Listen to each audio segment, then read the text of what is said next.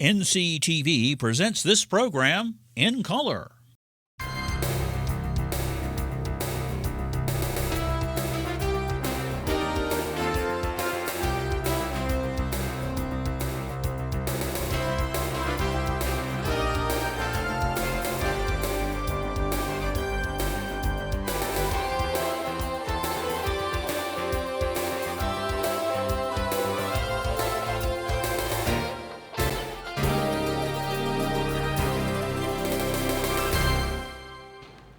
From the Langford Center Studios at Newberry College, this is Wolves Weekly. I'm Miguel Hernandez. And I'm DeAndre Coleman.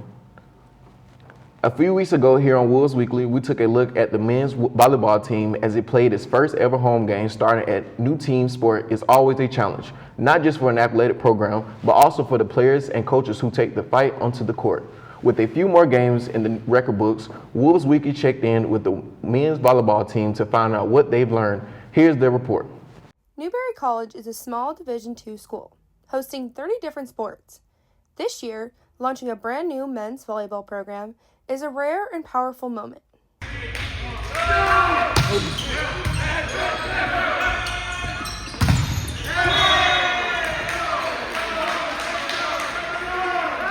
These first players carry the unique responsibility to set the tone, intensity, and culture from day one, building a legacy that will inspire future generations and define the spirit of their team forever.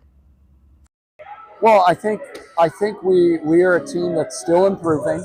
I think we are a team that, doesn't have the experience of existing like other programs do.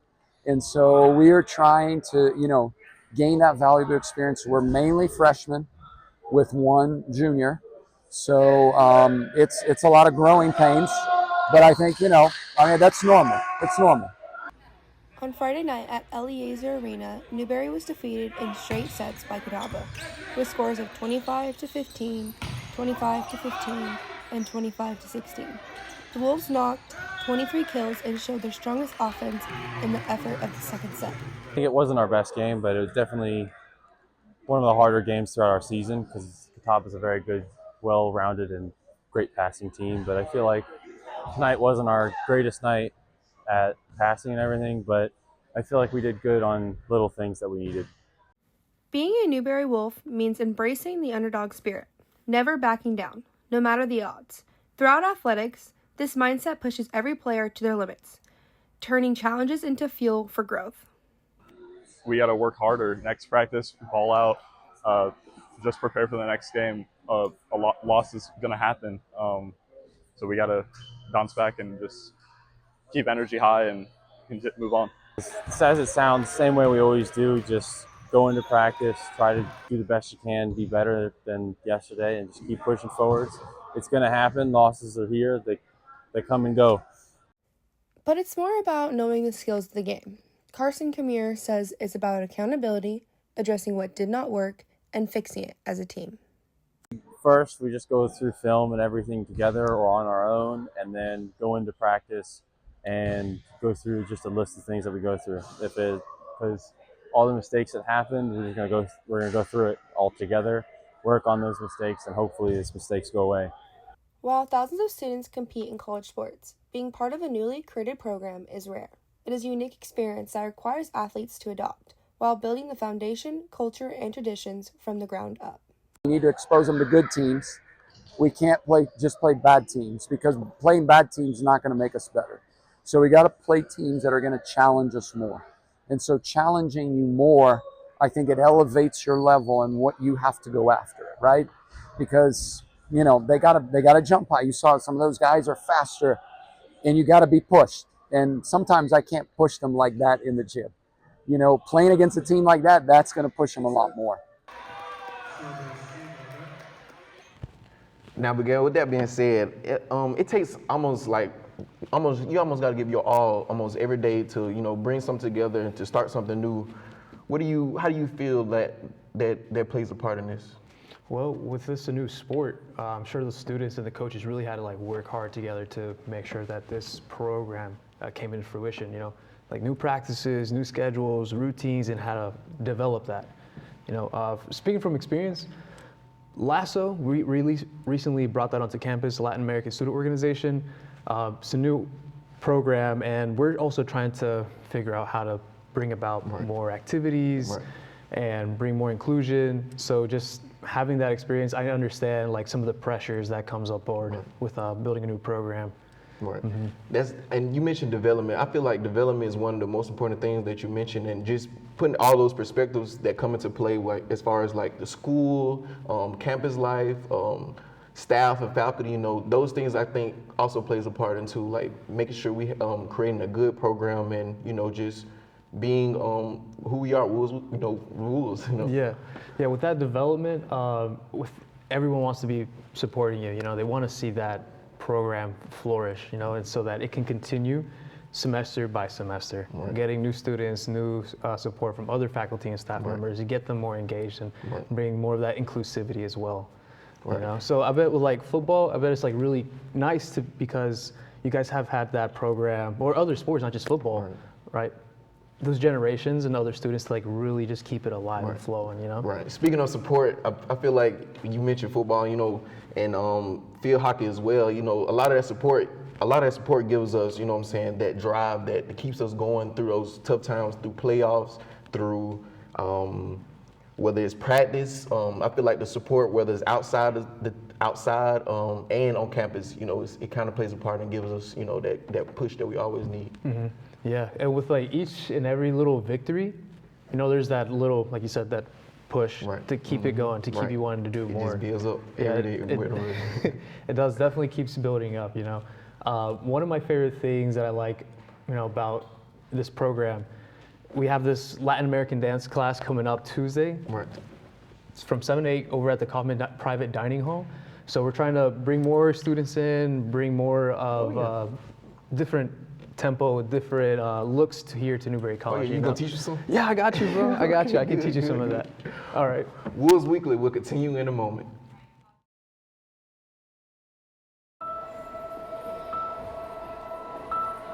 Some people judge a book by its cover, and if you're not what people are looking for, you're kind of like a reject. School, it feels like everyone's staring at me, and I'm just kind of not really a person. It just feels hard today. Nobody was listening to me. And I'll try to understand me more, and I'll try to do the same. Listening is a form of love. Find ways to support your kids at sounditouttogether.org. Welcome back to Wolves Weekly. I'm here with Terrence Campbell, our defensive line coach for our Newberry Wolves football team. How's it like being a defensive line coach for our successful Wolves? Oh man, it's awesome. You know, they had a lot of success last year, so it's cool to get out here and, you know, join the party. You know what I mean? Try to really get it going and really keep what they had rolling, you know, rolling this year. So it's been a good time. Oh yeah. What do you look for in players? You know, my mentality, you know, I want you to kind of be like the person I am, you know, hardworking, you know, driven, determined, you know, nasty, dirty dog. Like, that's what it is. That's all it is. Playing football, you gotta have a dog mentality. So, yeah, I'm looking for, you know, those tangible things that you just, you know, you got on your own. I can teach you how to play football. Yeah, exactly. So is that things that you try to instill day in and day out through weights and practice and everything. Lifestyle. You know, it's just it's a lifestyle. It's not even like, oh yeah, I just wake up and show up. Nah, it's like I go to sleep, turn, I wake up, turn. It's like a lifestyle. You know, you want to live that way. You want to treat everything that way. You know, you want to make sure your car clean. You want to be brushing your teeth every day and every night. You know, little things. You know, you can't do those things, then it's highly unlikely that you're gonna do something to help me out and help the team out. Oh yeah. What is y'all's daily schedule look like for the D-line? Daily schedule I wish I had them all day, every day, but I can't. They got to go to school. So, you know, go to class, go to school, which, you know what I'm saying, do what you're supposed to do. But We'll get together like about 3 o'clock, then get together at 3 with spring ball right now, get together at 3, usually get out on the field like 4, go through a practice from about 4 to 6 if that's the day that we got. And then when we're on the field, it's all out. All out, going hard as you can go, and we're doing different drills that pertain to football, so that way we can go out there and perform on the football field. Because that's what we came for school and making sure we handle our schoolwork, but we also came here to make sure we're doing real good at football as well. Exactly. I know y'all have a spring game coming up soon. Yes, sir, the 16th. Make sure everybody's there. Pull up. We're expecting a good turnout now, 7 p.m. Let's be there. Let's not miss it. And who are y'all playing, and how are y'all expecting to go out there and look? We play each other. It's just a big scrimmage. Same thing we've been doing every week. Practice against each other. Now we just want to show the fans, what we've been putting together. Just a little preview, not nothing, major. But it's all about the good times. Especially coming off a big season like they had last year. I think it's important. To just keep the momentum going, keep the ball going. Yeah, give the fans a little sneak peek into next season. Yes, sir. Yep, Yes, that's sir. the plan. Keep it rolling from getting to the quarterfinal last year. Semifinals. Semifinals. Yeah, sorry. semifinals. Don't shortchange us now. Not trying to shortchange y'all at all. Y'all did real good. Yes, sir. Well, they did. I'm here now, so I get to, hopefully I can add a little extra to it, and we can really take it up a notch. Yes, sir. Well, thank you for being here. I'm Brady Triplett. This is our Defensive line coach, go Wolves. Dump on them. I'm Brady Triplett. This is thank you for being here, our defensive line coach, Terrence Campbell. Here's the deal. We gotta set ourselves up. See, retirement is the long game. We can't play about our future or our finances. Make moves, set up goals. Don't worry about a setback. Just save up, stack up to reach them. Let's put ourselves in the right position. Pre-game to greater things. This is pre-tirement.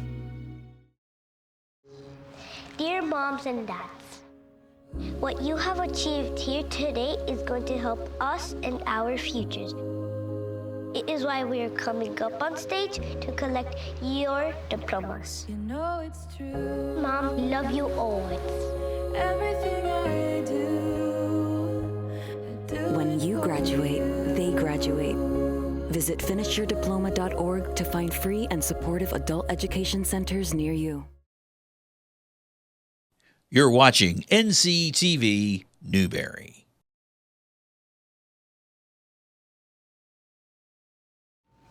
For an institution as old as Newberry College, there comes with the history a large number of traditions and superstitions.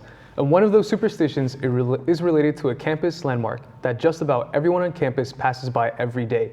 Last year, Victor Hennion did some investigating into the mystery and superstition of the bell.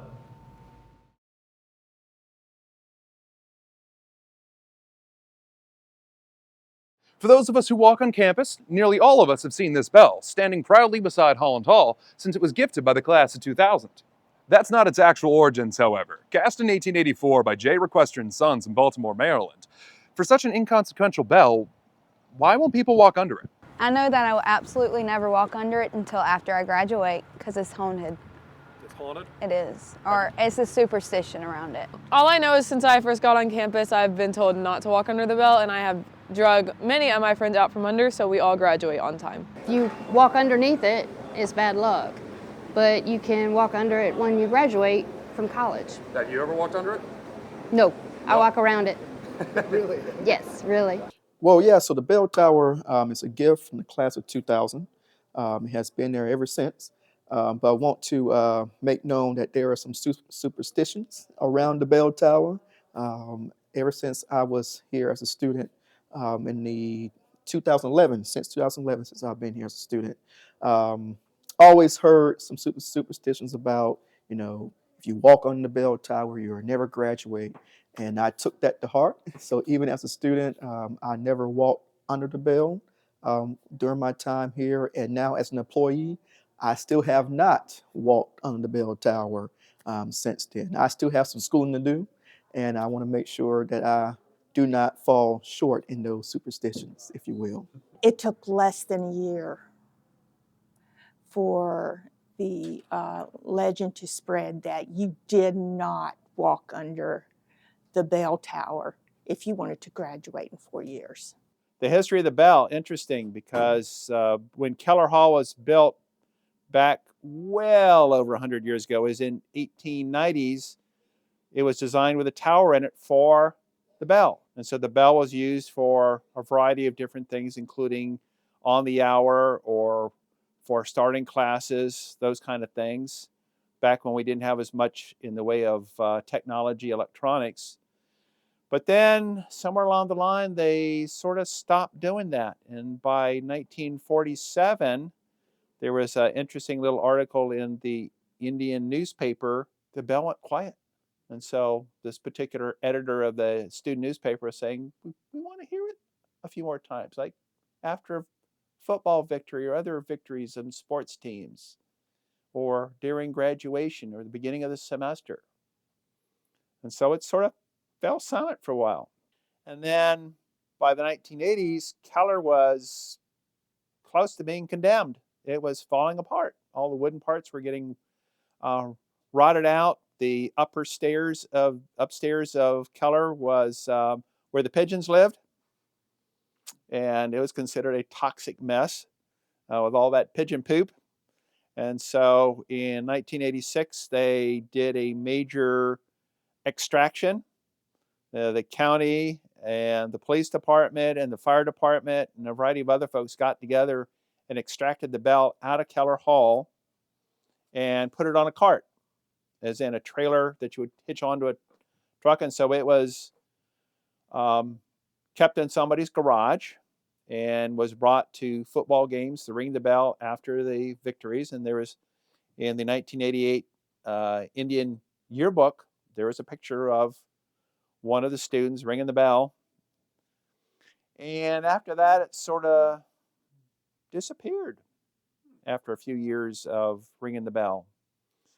And finally, by the year 2000, the graduating class donated some money to have what we now call the bell tower. There, between Holland Hall, Kaufman, and the library, the little sided there with a little roof, and there's the bell put up there. So by the middle of 2000, the bell was put back in its place and then allowed for ringing for victories of the football games. And now what we see is also the tradition developing of, after you graduate, you want to come over and ring the bell and finish off your college career with a victory.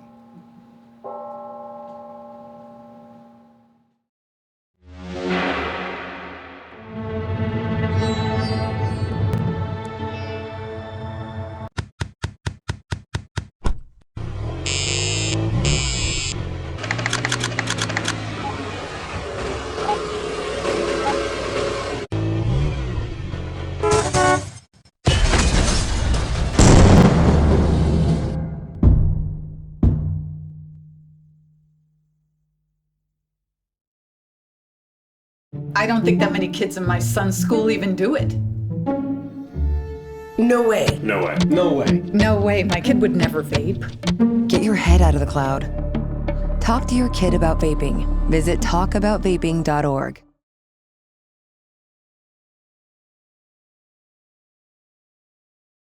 Welcome back to Wolves Weekly. I'm DeAndre Coleman along with Miguel Hernandez. And let's take a look at what's happened in Newberry sports over the last week. The baseball team struck early on Tuesday night with a 5-run first inning and took down 10th-ranked North Greenville University 8-2 at the Smith Road Complex. Pitchers Keeler Osborne and Jake McGill held North Greenville to 2 runs and 6 hits, with McGlynn throwing 5 scoreless innings in relief. On Friday, the Wolves began a 3-game series at Jefferson City, Tennessee against Carson Newman. Although the Wolves fought hard through the game, the Eagles scored 4 runs in the 8th inning and earned 11-7 win. Game over the Saturday doubleheader went to 10 innings, but Carson Newman took a 43 win. Newberry finally got revenge in the second game, pulling ahead in the 5th inning and holding off a late game comeback to win 6-5. The Wolves are now 20-14 overall, 14-7 in the conference, and will host Francis Marion for the non-conference game on Tuesday.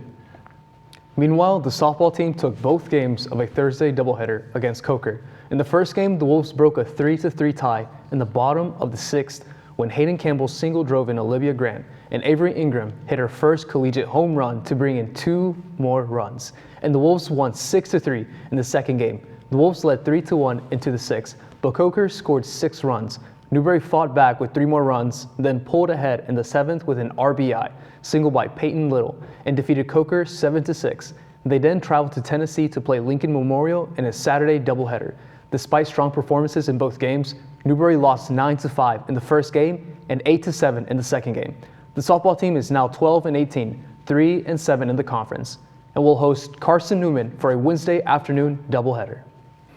In men's volleyball, the Wolves lost to Tusculum in straight sets Tuesday night at Eliezer Arena. Although they showed strength in the third set, they couldn't prevail over Tusculum. Lucas Neves led with 11 kills, while Ignacio Rodriguez had 6 kills. The Wolves fared no better on Friday night against Catawba at Eliezer Arena.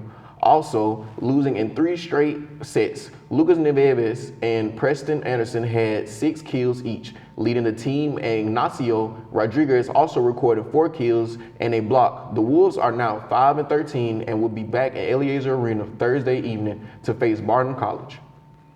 The women's lacrosse team hosted UVA Wise on Saturday at Setzler Field. The Wolves fell behind 2-0 early in the game, but JD Burns, Nicole DiNapoli, Lana Howell, and Shannon Cree all scored goals, and the first quarter ended in a 4-4 tie.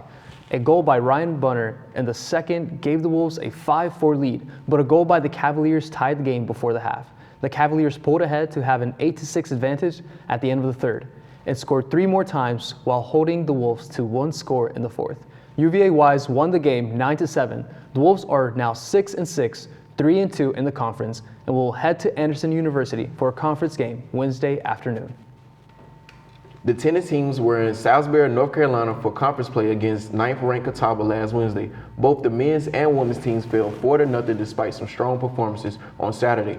The Wolves faced nationally ranked Lincoln Memorial. The men fell 4-1 in conference play. Martin Garcia and Daniel Watson earned a 6-4 win on number 1 doubles, and Noah Bartz and Maxine Durixi earned a 7-5 win on court 2 to give the Wolves a 1-0 lead. However, despite strong play in singles matches, the Wolves couldn't translate the effort into victories. The women's team defeated Lincoln Memorial 4-1, winning the doubles point with victories by Hazel Vernon and Lima Sahan on court 1 and Renee Duvall and Yui Suzuki on court 2. Singles victories by Suzuki, Vernon, and Sahan helped secure the day for the Wolves. The tennis teams head to Anderson University on Wednesday. The men's golf team played at the Tennessee River Rumble at Lenoir City, Tennessee last week and finished 14 overall with a 3-round total of 49 over par. Frederick Gannon led the Wolves at 29th with a 7 over par, including an even par 72 in the second round. Daniel Donato tied for 60th with a 13 over. Jesper Grundemann tied for 64th. Josh Grieg finished tied for 73rd, and Christian Kuhl tied for 88th. The women's golf team tied 4th at the Patsy Rendleman Invitational last week at Salisbury, North Carolina. The Wolves posted a 3-round total of 120 over par, tying with the University of South Carolina Beaufort. Chloe Turner led the Wolves with a tie for 12th and 22 over par. Natalia Aguilar tied for 15th at 25 over. Ananias Onilis tied for 32nd. Ashton Mosley tied for 46th, and Rashana Ali finished in 50th. The women's team will play this week at the Grand Harbor Classic. The acrobatics and tumbling team lost at home to 14th ranked Lander Tuesday evening, 265.650 to 172.165. Although Newberry started strong in the pyramid heat, they couldn't record a score in the tumbling heat, and Lander was able to build a lead from there. Newberry scored well in acro, pyramid, and toss, but the Bearcats kept the advantage throughout the event. The Wolves will head to Wingate University on April 3rd for a tri-meet with the University of Montevallo. The track and field teams were at Mount Olive, North Carolina for the 9th annual Adidas Trojan Challenge. For the women, Olivia Hare won in the 5,000 meter, Cassidy Butchart won the 400 meter hurdles, and Brian Thompson took over in the 100 meter hurdles finals. Newberry placed fourth in the 4x100 relay hurdle in field events, and Adele Hillier was runner-up in the discus. Collier Butler was third in javelin, and Zachariah Powell was seventh in triple jump. The men took first in the 4x400 relay. Landon Tucker won in the 400 meter hurdles, and Dwayne Waiters won the triple jump. Tyler Shoemate was second in the 1500 meters. Drew Benson was third in the 5,000 meters, and Ethan Linder was third in the 400 meter hurdles. Keaton Proctor was second in the javelin, and Kahota Brown was fifth in the long jump. The track and field teams head to the Lenore Ryan Invite on April 10th.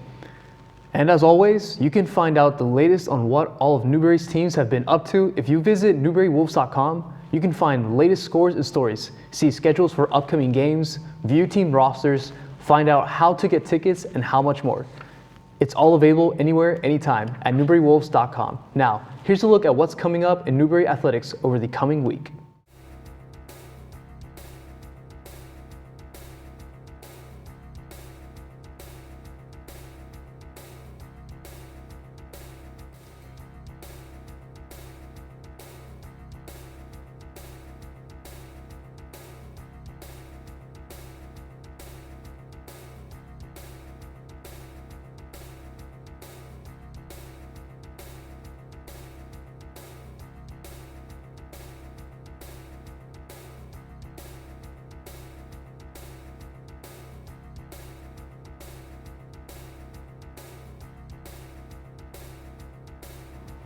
And that's all for this edition of Wolves Weekly. I'm DeAndre Coleman. And I'm Miguel Hernandez. Join us next time for more Wolves Weekly.